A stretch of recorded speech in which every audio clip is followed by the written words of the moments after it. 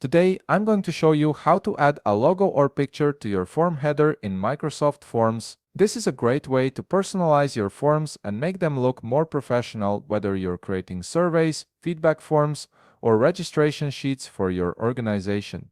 First, open your web browser and navigate to forms.office.com. You'll need to log in with your credentials to access your Microsoft Forms account. Once you're signed in, you'll see your Forms dashboard where all your existing forms are displayed. In the left panel, look for and click on New Form. This will create a brand new form for you to work with.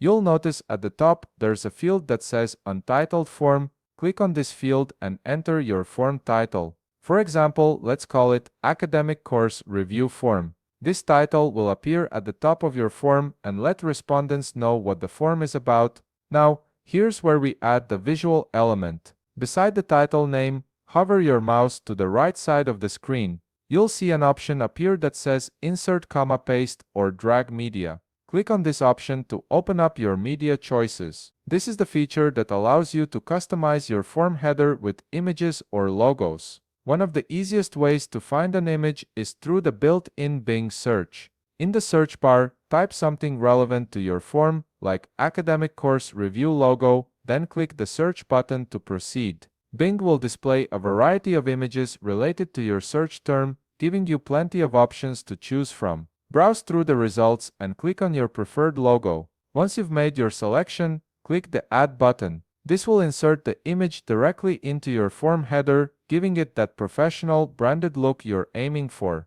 If you'd rather use your own logo or image, you have other options too. You can click on OneDrive to access images stored in your Microsoft Cloud storage, or you can select Upload if the image is saved locally on your computer. When you choose Upload, a file browser window will open. Navigate through your files, click on the logo you want to use, and then click Open. The image will then be added to your form header just like with the Bing search method.